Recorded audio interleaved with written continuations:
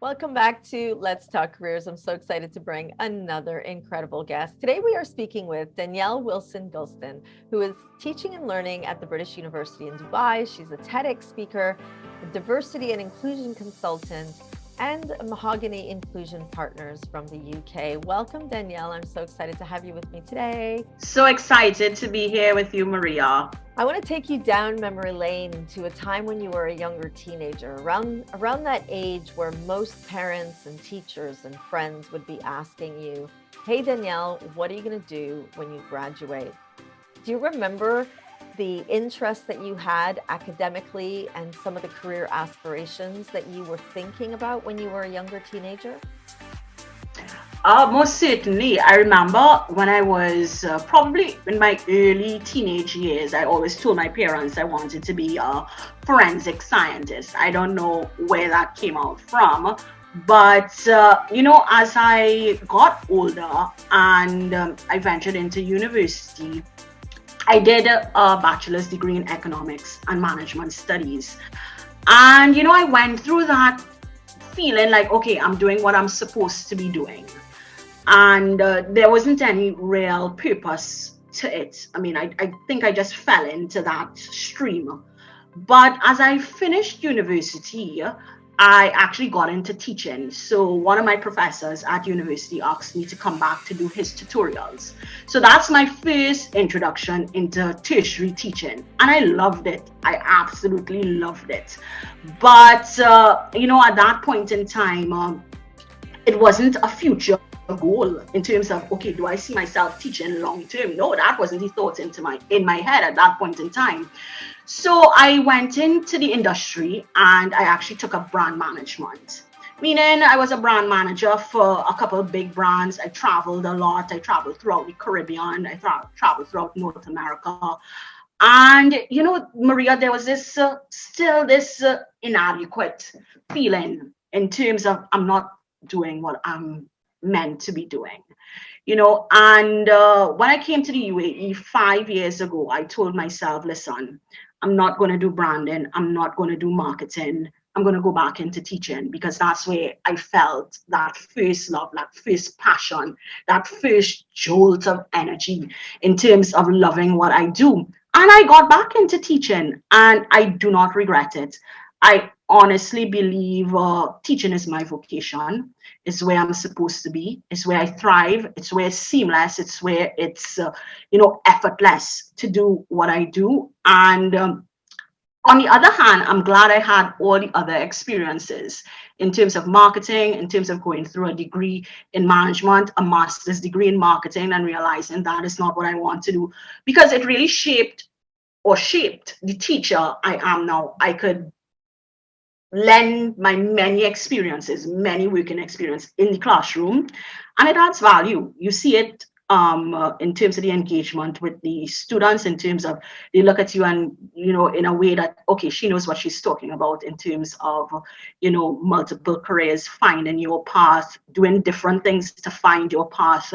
And, in terms of career advice, I mean, while some people know exactly what they want to do from get-go, some people don't, like myself. And, they have to try a couple little things or many things to figure out where they are at. So in terms of my career path, that's what it has been. And at 35 years old, that's only when I found what I was supposed to do. I love the journey, and I think I most appreciate how you were adapting through that and also self-discovering along the way. You identified what a strength was, and you said, teaching, it feels seamless. I believe you were saying before, is like, Yeah. it almost sounds like you were not just looking at what you were going to be doing, but you were feeling your way through it as well. For a young person that doesn't really understand what that feeling should feel like, can you describe it in a little more detail so that they can start to look for those feelings as they're on their journey? I don't want to liken it to falling in love or finding that person that you're supposed to be with. But in actuality, that's what it's like, in terms of finding a career that is right for you. as I said before, it's that effortless feeling in terms of it requires, yes, it requires hard work. Yes, hard work is involved within it, but that hard work seems as though it's part of you, as though it's effortless, as though it's this is what you're meant to do. So I think that those are some of the feeling parts of it, but also what comes easily to you, and I had a discussion with my husband probably just a couple of days ago, because he's in supply chain management and he as well is an academic, and he was telling me, Danielle, when I go into interviews in supply chain management on the teaching side, it's so effortless to answer the questions, because this is what I'm doing, this is what I'm supposed to be doing, this is what comes to me easily, as opposed to going into an interview on the industry side where he says, oh man, it's harder for the words to come, it's harder for me to visualize what it is that I'm supposed to be doing in such a position. So, I'll tell people that if it is that you have that sort of feeling when it comes to a particular job that you're doing, most likely you're on the right path in terms of you fitting in both your personality and both your career into this one role, or it might be one role or one area that you most enjoy. Amazing. Let's jump into a topic that I know is very close to you as well, the topic of inclusion. It's a really Yeah. hot topic, both on the academic side, but equally in the world of work side of things. What does Yeah. inclusion mean through your perspective? And how do you find its importance both in education and in helping young people as they start to think about their future careers? Well, in terms of inclusion, I like to say that it's embracing everything and in its all its forms, in all its iterations as it comes. And inclusion in education. I just speak from a perspective of a parent in terms of I have a daughter that is dyslexic, and I could just lend to the challenges or speak about the challenges that she has had in the education system in terms of probably the way that traditional teaching is done and is not inclusive in some areas, and the struggles that she has had. Now, most recently, I've seen I have begin looking at include how this inclusion transitions from education in the classroom into the workplace. If it, and I ask myself the question: if schools are not inclusive, Maria, how do we expect workplaces to be? And based on the statistics that I recently saw, 30 to 40% of people who are neurodivergent, meaning that they might be dyslexic, they might have dysgraphia, they might have dyscalculia, are unemployed due to the fact that workplaces do not sufficiently or does not sufficiently take into account neurodivergent adults in the workplace. And to be honest with you, we have to ask ourselves the question: is this a reflection of our education system, or is it an extension of the lack of inclusivity in our education system that spills over into the workplace? So in terms of that, it certainly is an area that we have to try to focus on and put our attention there in terms of to ensure that all individuals within society have a place both in education as well as are able to make a living. At the end of the day, everyone should have the opportunity to take care of themselves, to make a living, to have a family, to be able to provide for their family. I think you've tapped on a very important topic. Definitely there is an interconnectedness between education and the employability of neurodivergent individuals. A topic we'll probably need to bring to a different platform, but definitely one that's very, very important. Also, I feel like you nailed it on the head when you were saying, if we're not inclusive in education, how can we be inclusive in the world of work?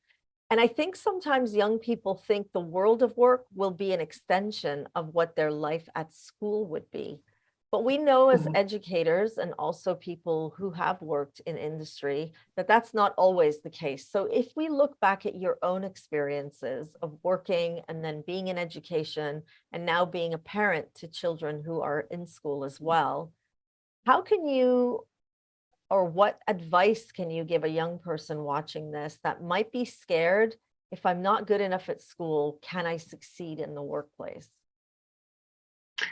Um, I draw on what a lot of students tell me in terms of, a lot of times they come up to me and ask me, Danielle, how am I going to use this in the world of work? And I get this a lot in terms of mathematics students, like, when they're doing differentiation.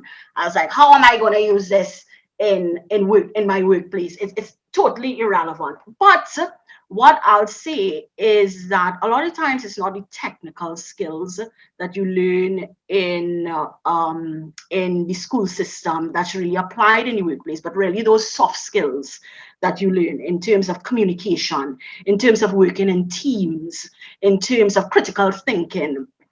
Those are the skills that you take from the that you learn in the classroom, whether implicitly or explicitly, and those are the skills that you take into the workplace.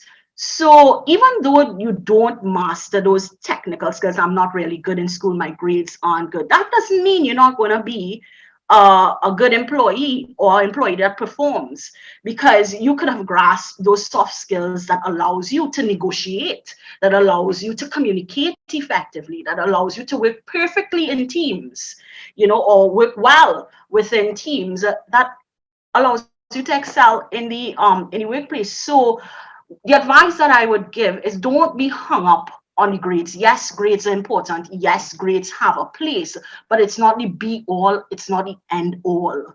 Those skills that you learn in the classroom that you might take for granted are some of the skills that will help you excel in and have confidence within the workplace.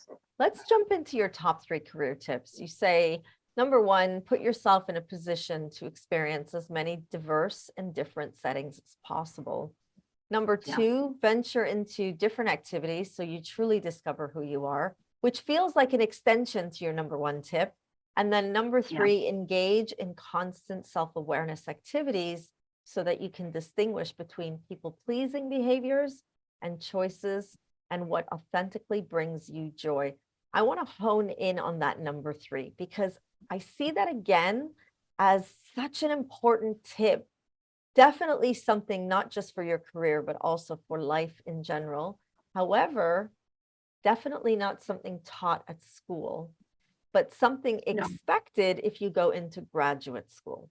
So, how do you or how did you understand that that number three needed to be part of your top three tips? Where in your journey did that number three come up for you? I think in my situation, it was a burn to learn kind of, thing in terms of, when I remember when I finished my degree and I saw a lot of my colleagues going into marketing, and marketing was really a it thing, 10 years ago. Everybody wanted to work in marketing. And I thought that was the place for me in terms of, I remember the first place I worked where I encountered a marketing department was in Unilever back in my home country in Trinidad. I used to look at that department and say, wow, I want to work in a department like that at some point in time. Not because it was truly what I was passionate about, it's because it was glamorous in terms of a lot of these people took trips all over the world. They got to go to events, they got special passes at events. And I thought that was where I wanted to be. So I got into marketing. I rose through the ranks. It took time. And to honest you, Maria, I look back at it and I thought it was time wasting. It's time that I could have been finding my true passion, which eventually ended up to be teaching. And I could have been happy a lot earlier in terms of, my career path. So that's why I talk about, truly take time to build self-awareness. So you move away from that people pleasing, whether it's people pleasing in terms of your friends that you see, whether it is that your parents' expectations of you in terms of where they want you to be, or whatever influence you are having, but moving away from those people pleasing skills and truly finding what is for you, what brings you joy, what brings you passion, what brings you that effortless, seamless feeling when it is that you go to work. And I'll tell you, I recently was on holiday for the spring break, and Maria, I wanted. I mean, as weird as this may sound, I was happy to go back to work because I knew this is a job or this is a function, not necessarily a job because you can teach anywhere. This is something that I truly loved. I love the interaction with students, and it brings me joy. So that's what I hone in on that third skill in terms of moving away from people pleasing and into what makes you joy. It might take time. It took me 10 years, but truly finding that passion, truly finding what it is that you're supposed to do is one of the greatest feelings. Thank you so much. I mean, as a career practitioner, what you're saying is just singing such a special tune. And that's really what career practitioners will aspire for, that young people can find that special something that they feel excited to do every day and to wake up. I think the dreading going to work is definitely not something that I would wish on anyone. It's just, why would we work so many hours and dread doing it if we can find our way through? But as you said, it's a little bit of a complex process. And I believe that your top number 3 tip in becoming more self-aware is the key to understanding not just what you want to do, but why you want to do it and how it's going to help you thrive in your life and not just your career. Danielle, we could go on forever and talk and talk. I have one last question, definitely something I'm hearing more and more from young people. What's it really like being a TEDx speaker? Oh, it's a bag of emotions, to be honest with you. First of all, a TEDx, it takes a long time to prepare for. So I took a year to prepare for to speaking at my TEDx. And at the beginning, you're excited and says, oh, I'm gonna do a TEDx. But I remember coming down to the last couple of weeks, I was full of nerves. I was excited. I was nervous. I was anxious, all at the same time. But a lot of preparation goes into it, and if it is that you prepare well, you do the training, you take the consultations in terms of how you could be better. Because as teachers, Maria, and I know Maria, you could vouch for me on this one. We think we're brilliant speakers. We go into our classroom every day. We do this for a living. We talk in front of up whatever, probably 100 students every single day. We think we could do a talk and we think we're going to be brilliant at it. But the answer to it is no. We all have points of learning, points where we need to improve. And that TEDx process really took me through a process of improvement where on the night, again, I couldn't speak to anyone before my TEDx talk. But once I went on that stage and I started to tell my story, it was the most amazing experience. And at the end of it, I was absolutely, proud of the work that I did for the year of preparation. So it's definitely an up and down sort of thing. All of it is not good, but certainly at the end of it, you have that feeling of pride in terms of, listen, I've told my story. This is what I want to share with the world, and this is me. Amazing. Thank you so much, Danielle. It's been such a pleasure having you with me today and sharing a snippet of your career journey. And I think what I'm taking away the most from everything is the energy that you have as you talk about your career. And I know that there are students across the country so excited to be able to have an educator just like you. So thank you so much for being here and for sharing with us, Danielle. Thank you so much for having me, Maria. And that brings us right to the end of another incredible conversation. Today we were speaking with Danielle Wilson Gulston, who is teaching and learning at the British University in Dubai. She's a TEDx speaker, diversity and inclusion consultant, and a Mahogany inclusion partner from the United Kingdom. That is it for today. I will see you all at our next Let's Talk Careers with Ms.V.